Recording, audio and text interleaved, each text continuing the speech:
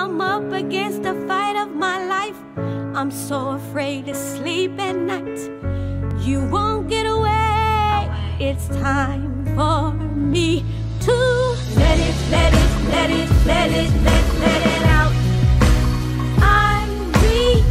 I refuse to run and hide. I must let it out. I refuse to run and hide. All the weight is lifted off my shoulders. I will not hold this in any longer. I know you thought that it would kill me, but it has only made me stronger.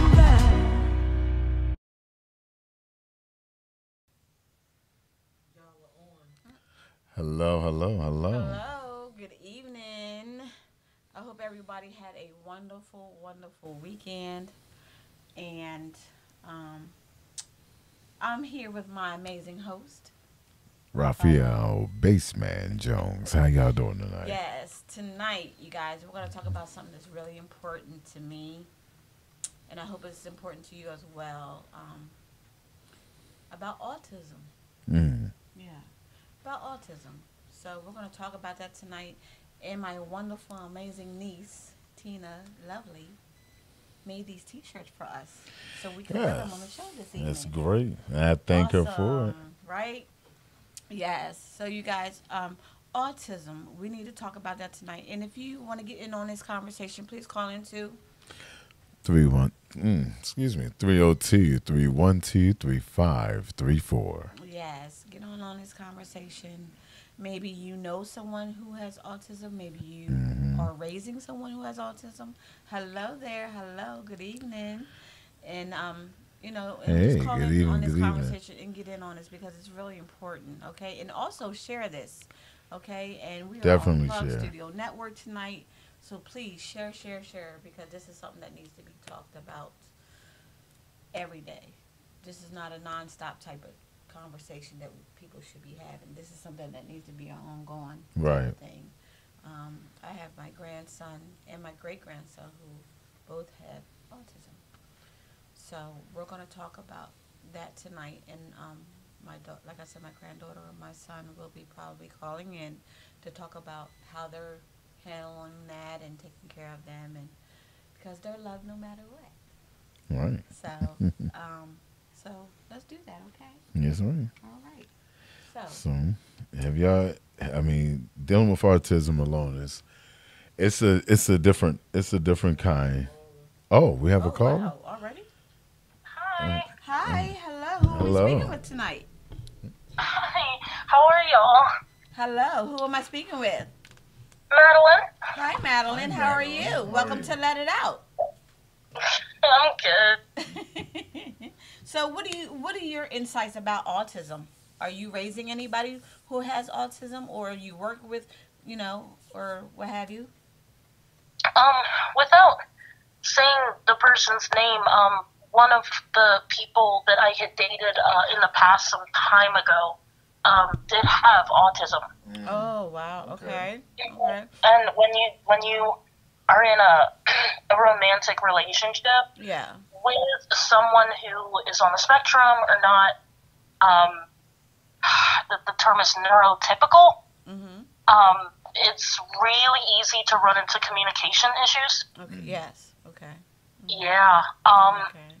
I know that autistic people are not, monolith, that there are, a range of different things that can show up, and some people are fringe, so those people, they might seem a little bit off in certain ways, but for the most part, you wouldn't necessarily know they are autistic. Right. And then you have extreme cases where people are nonverbal, like they either don't talk or they have a lot of trouble. Yes, they do.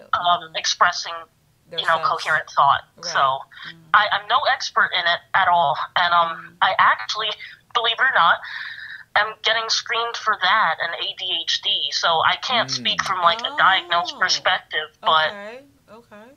I definitely, there are like 3 categories of people. Yeah. So far online in my research, there are neurotypical people, there are neurodivergent people, and there are people who are in between, which are known as neuroatypical people. Right.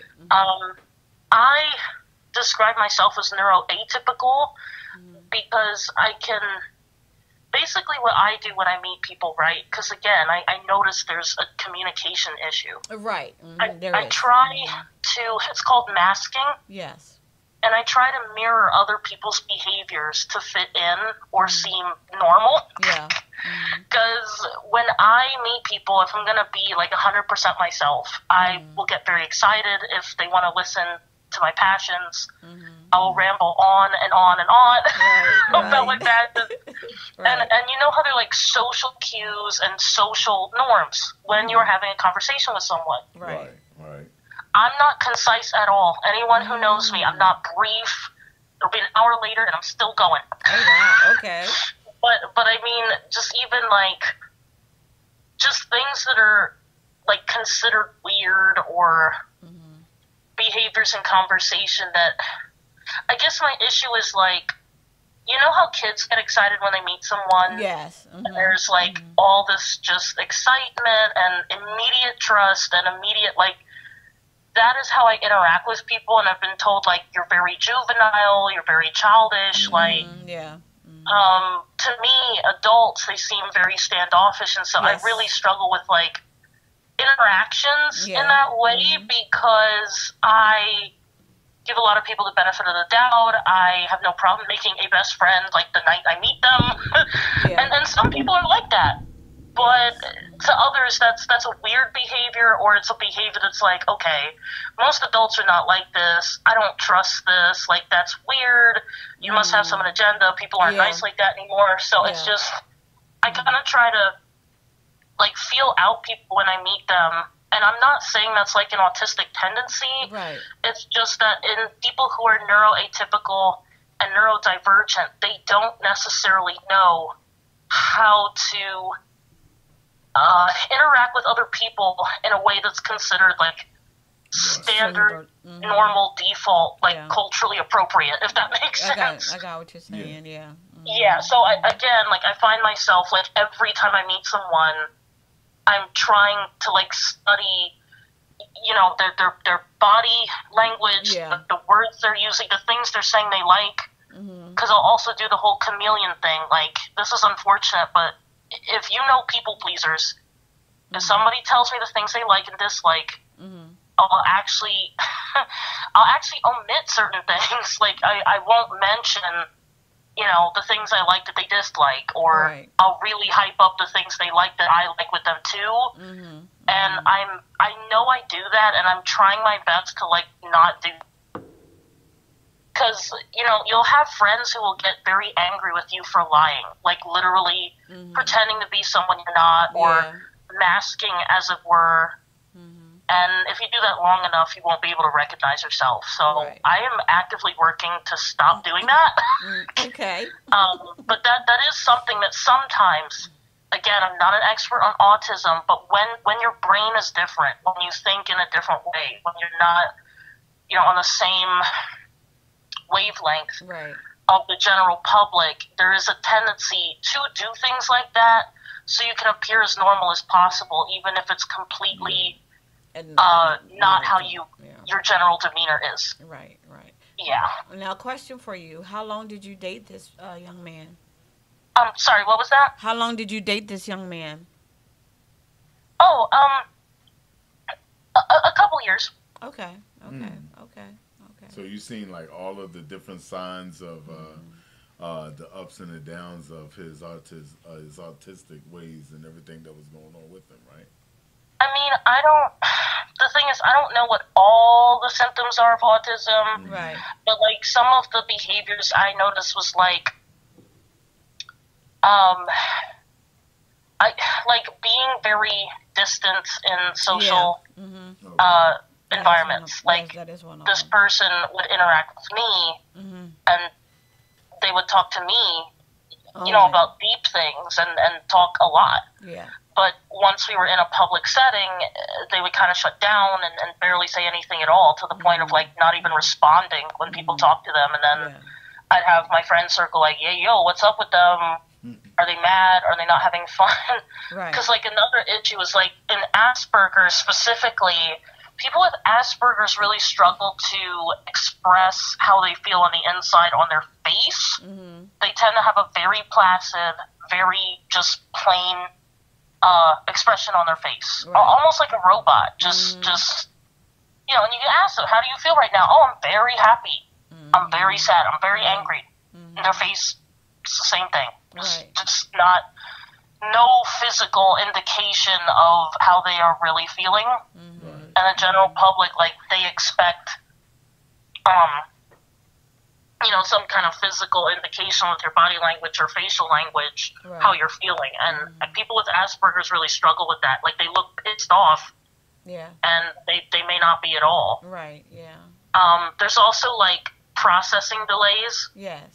So if someone has autism, when they're trying to talk to you, you might notice there's a delay. So we expect people to respond immediately. Like, as I'm talking to you, if I paused for about 5 seconds, it would be noticeable. Well, for people who have autism, they may have a delay in processing. So what happens is they will hear what you said, and they have to process what you said. And then they have to process, okay, I understand what they said, or at least I'm trying to, and then figure out how to respond properly. And the thing is, a neurotypical person can do that immediately. But someone who is neurodivergent or neuroatypical, it may take a minute, you know. And the thing is, I was not bothered by that at all, because most people do not have the patience. If they sense any delay at all, they're like, "Oh, they're slow, I'm not talking to them." I have a patience for that for a very specific reason. I'm an ESL teacher, which means English as a second language. So when I'm teaching people who English isn't their first language, they tend to talk much slower. Well, because of that, I'm used to being around people who have to speak English slowly, or they make certain errors in their speech, whether it's grammatical, pronunciation, or both. So that didn't bother me at all. I was like, okay, you got to talk a bit slower, whatever. I can wait. It was just, you know, and in the case of, remember that last chat we had about mental illness, and I told you I have bipolar. I have the opposite problem, right? Because this was not a good pairing. You know, we're talking an autistic person with a bipolar person. So me, I talk too much. I talk too fast. I talk about things that are super complex and super deep, and I end up overwhelming and draining people all the time. And it's because I'm usually like very hype, sometimes manic. And it sucks because I'm just passionate. I'm not trying to overwhelm anyone. But that's a beautiful But I won't even realize, like, hey, it's 2 hours later and this person was beyond capacity after the first hour. I've been told to shut up, tone it down all the time, all through my, like, calm down. You know, so it's just, again, when you're neuroatypical or neurodivergent, it's really difficult to, like, fit in. The conversations are hard. Conversations are very hard for people like us. And like I said, I am getting screened for autism, but I had a friend of mine who is autistic who said they thought, absolutely not. You couldn't be autistic because you're social. You're very, very social. But I think it should be considered the fact that maybe I'm so social because of, like, other reasons. Like, I don't know, looking for validation. I want people to like me. Like, like, it doesn't mean that I don't have issues in those interactions, though. Like, yeah, I am very social, but for why, though? What are the reasons, though? So, but yeah, it's not easy because there are a lot of expectations we have in conversation that we take for granted. And everybody just can't express themselves easily. And it's not always immediate or, like, default. There are people with communication issues. And processing issues, like mental processing issues. It takes them a while to process it. and that's actually increasing now, because with Gen Z, you have a lot of youth that really, really struggle with communication, because they're texting each other, they're messaging each other, they are not having face-to-face interaction. Right. As far as understanding like social cues, or like you have kids that are teens that are absolutely terrified of having a face-to-face conversation, or they outright refuse. I have several people that say, I don't do phone calls. Right. Like they won't. It's text only. Yeah. And it's really become a problem, because I don't know about you, but when I read a text, I read it in a voice, right? Like not out loud, but in my head. I'm like trying to interpret whatever tone it's taking. Right. And that's how people get in text fights, because someone will write like, hey, I'm tired, I won't be able to make it out tonight. And I read it in the voice of, hey, I'm tired, I can't make it out tonight. You know, and it's just, if you cannot hear voice, right, you don't know what the tone is of the text, and it's left up into interpretation, and that's why a lot of people end up in fights. So, I mean, communication in general is really, really suffering, whether someone's neurotypical, atypical, or divergent, because we're not talking to each other face to face. There's a lack of that, and it's really a struggle all around. Yeah, so true. Yeah. So true. Yeah. Do you all know any autistic people? Yeah. I have some in my family, so I understand where you're coming from, because you know they tend to, you know, have their moments where they know who you are and all that, and you know, they have their moments like, hey, and then they're out of there, like, I'm gone. I do know that because I've never witnessed an autistic snap or breakdown, but sometimes at their worst, they can have a whole temper tantrum and become destructive. Yeah. To be honest, now I've never witnessed that, thank God. I've never been in a situation where it went that far. But unfortunately, when you have conditions like this, the way mental illness or like conditions are shown in the media, they always show the worst of the worst. Yeah. You know, God forbid someone say I'm autistic or I'm bipolar or whatever. Yeah.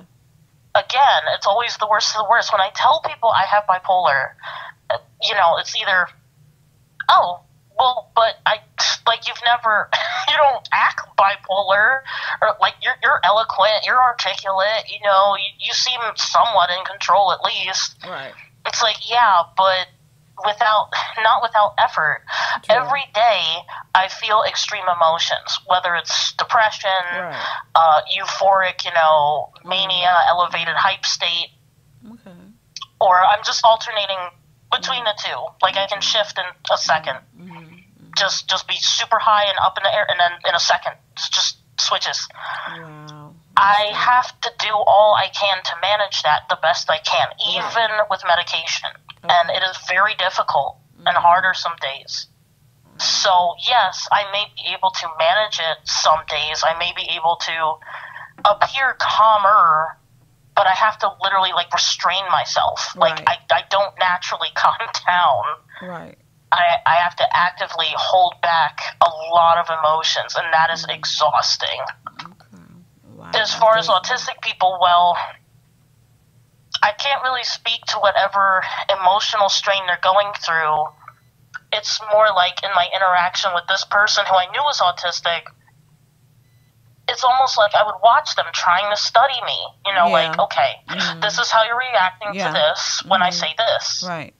And they're trying to figure out, like, okay, how do I interact with this person? Right. Almost like some autistic people, because I have a friend who's autistic, they would say, like, they try to mind read. Like, yeah, they try to figure out. They're trying to figure out. They're trying to figure out, like, what are you thinking? What do I need to be doing to mirror that, to react to that? Like, they're trying to human, if you will. Like, they're definitely humans. I'm not saying they're not, but it's like, it is not inherent or default in them to understand how human interactions should be in whatever society or culture they grew up in. Like, I personally cannot look people straight in the eye. And culturally, there are cultures where you don't do that. That's seen as aggression or disrespect. Yeah, it is, yeah. And, like, for me, it's very intimidating to have a conversation and I have to look someone directly in the eye, because to me, it's very intimate. I can do that with a partner, a romantic. Yeah. but I don't want to do that with strangers or business meetings or friends or coworkers. And you have to. You're supposed to. If you don't, that's disrespectful. Exactly. Yeah. So, I don't know. I guess my best finishing statement is that I just wish people were more aware of that, because if you don't do the cultural norms in conversation or social interaction, then there are all these negative thoughts, like you don't want to be here, you don't like anybody, you're standoffish or stuck up, or maybe they just don't know how to interact with other people. Yeah. So keep us up to date. So keep us up to date on, with your test results or what have you, because we're going to be talking about this again. Definitely. So and I appreciate you calling in tonight, okay? And I definitely want to become a mental health advocate, and I'm already in the process of getting screened for multiple things, so I can just be sure what all is going on. Okay. But yeah, I want to help people who struggle in this way, and also be a bridge for the people who are neurotypical and just don't get it. Right. Yeah. Okay. Well, thank you so much, and you have a good night. Okay. Thank you. Yep. You're welcome. Right. Have a great night. You too. Bye. Yes. That was great. Yes. Yeah. That was. And I'm gonna tell you, that was a good conversation. Excuse me, y'all. I did it anyway. I was just going to say that we were looking to get a test done for my daughter to see if. Okay. Because there's signs, and she touched on a lot of the signs. The standoffish, the way she don't want to look at you eye contact. She never want to look at you eye contact. She always have. And then Joseph, hey man, how you? He put up there, you have to be repetitive sometimes when you teaching a child that is autistic. Boom. That is exactly what we are doing. Yes. And that's what we were just talking to her therapist about today, that we have to be very repetitive. We have to constantly tell her things and constantly remind her of things, just to try to be sure that she knows exactly what she's doing. Now, we're not saying that she's autistic. We're just saying that for some strange reason, she's not retaining the information the way she's supposed to. And that there's times where you ask her a question, just like she said, she will not answer. She will sit there and stare at you for a while. She has to figure out whether or not what she should say or how she should say it. Right. And she does all of that. And I'm looking at her like, wow, it's a good chance that I may have to get her fully tested for it. So, yes. Okay. Yeah. Wow. Well, like I said, it's something to really talk about that's really important, because you don't know what they go through, every day. You know what I mean? They have their days and they have their moments, just like anybody else. You know what I mean? And I can't see. I don't have my glasses tonight, so could you read that for me? Can you see it? That was Joseph saying, and that's okay. Yeah, I mean, it's true. It's it's one of those things where autistic people, statistically, they say they're, 133 billion people all over the world is born autistic. And there are a lot of different signs with it that comes with it, as well as you have the mild signs, real mild, where you can't really tell, to the extreme, where you will be able to tell exactly what it is. Right. Joe, would you like to call in, baby? Call in and talk to us to get your feedback on it. That way you don't have to text so much. Sometimes it's a slower pace. Yeah. And how you word things is very important. Yes, it is. Definitely. Yes, and they're exciting children. They are exciting. They do things. Like my great grandson, he draws, and it's so amazing. If you see these drawings, you be like, "Who drew that?" He did it. You know what I mean? And they're both exciting children. And they're so lovable. You know what I mean? That love, you know what I mean? And you wouldn't know it. You wouldn't know it. It's somebody told you, then you know what I mean. Right. I heard something, but if somebody told you, then that's different. But you wouldn't really know unless somebody. So did he have like a delay in speech as he was coming up, like late? So, yeah, it was like later, right, Joe? It was coming. Okay. It was coming in gradually, and but he could call in and tell his story. You want to call in, baby, and tell everybody how things went with that. Because he did go to speech, I believe, and things like that. So yeah, but he's an amazing kid. Yeah, you know, and he's growing tall. He's almost size grandmom almost. Yeah. So. Yeah, and it's really. What did he say? He said yes. Now he's talking a lot, and joke, laugh out loud. Yeah. Oh yeah. Yeah. Hey sis. You know, he's talking a lot of junk, laugh out loud. Okay. Yeah, that's awesome. Yeah, and he's a very, very amazing kid. Who's this here? Can you see that It's one? a Facebook user. Mm-hmm. I like to add there is a tendency to be really skilled. Yes. Yeah, that's what. Yeah, So what you true. were just saying. Yes. And specific things like art, but then struggle in things like math, science, reading. You opening up something. I'm sitting here reading this, but whoever this is, they opening up something. Comprehension, yes, etc. Yeah, and in my case, I'm great at language. What's that? I can't see. My eyes are going cross. My glasses are. Which is the no question complex for most, but she hit all the notes, all the information too. Madeline. I'll be okay. Yeah, so you know. That's the thing. And like I said, I'm reading this, and she's hitting some things again. That's some of the things that I'm seeing in my daughter. And I'm sitting there like, okay, now, like I said, we had her tested before. And they said, no, that's not what it is. Right. They said it's not autism. But I kept saying that it's too many signs there. Do you think you're going to get a second opinion about I that? have to. Okay. We have a caller coming in. Okay. Welcome to Let It Out. Who are we speaking with? This is Joe. Can you ever hear me? Yes, Hey, baby. Joe. Hello, honey. I'm doing wonderful. Doing wonderful. Touching in on the topic. Yes.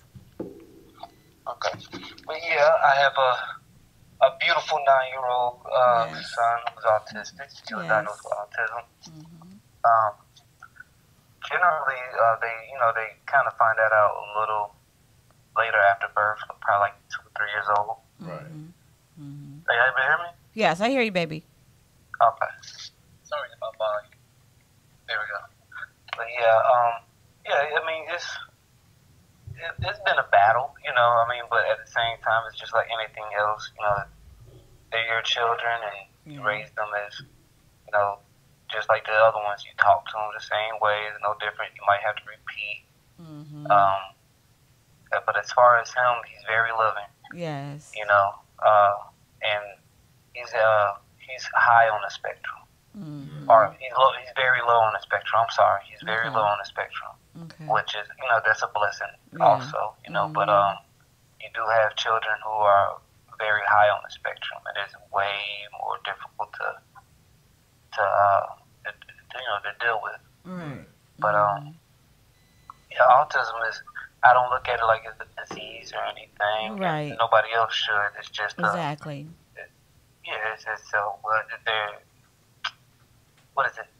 I don't want to call it a disability. And they when I Google, they said it's like a diagnosed thing that they came up with because they couldn't figure out what to call it. Yeah. Go ahead, baby. This is very it's odd to me, but because they consider it almost a learning disorder. But with him, he's great at like sports. from the age of from 4 or 5 years old, basketball, football, running. Like he's able to catch on very quickly. So certain attributes that you'll notice with especially with autistic children that is they generally have one thing that they kind of connect to and they're great at. He's great at math. Yeah. Like but his speech is still kind of behind as far as where I guess statistically speaking he should be at. But other than that, though, he's a regular kid. Does the regular kid things. Like I said, he talks junk a lot now that he's able to. But other than that, he does regular kid things. He loves playing, go outside, and he just gets very flustered very quick. Yeah. It's like he's 9 years old, and we're still working with the aspect of what does share mean. And with him, he believes that sharing means that it belongs to him, or you got to give it to him. Yeah. Right. Yeah. But we're still working with that. We've been working with that for years. But he does not mind sharing his things. Right. But if he sees something that he wants, he's gonna. And let's say that he's not supposed to have your phone, or he's not supposed to have your computer, or something like that. And you tell him no, he's gonna be like share, because he believes that it's supposed to happen that way. So we're still working on understanding on certain attributes of certain things, but other than that, autistic children are beautiful, man. Yeah. That's my granddaughter. I wanted to touch in, y'all. Just catch in. I wanted to watch the rest of the show, though. Okay, babe. Okay. Thank you for calling, honey. I love y'all. Love you too, baby.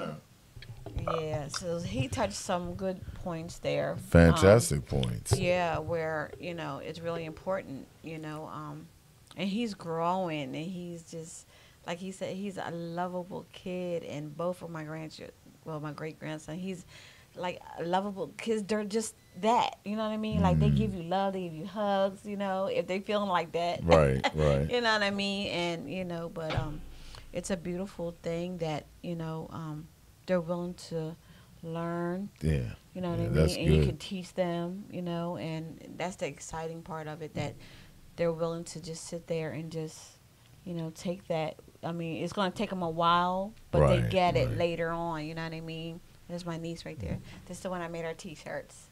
Thank you, baby. I love you. Thank you. Yes, and my granddaughter's on there now, Tarina. And our Facebook user said, I will say something. That's Madeline again. Madeline. Okay. Hello, Madeline. She said, I will say sometimes people of color are not properly diagnosed or at all. Unfortunately, the only image we see of mental health are usually just white. Also, doctors most mix errors. People get misdiagnosed or doubted all the time, especially in girls.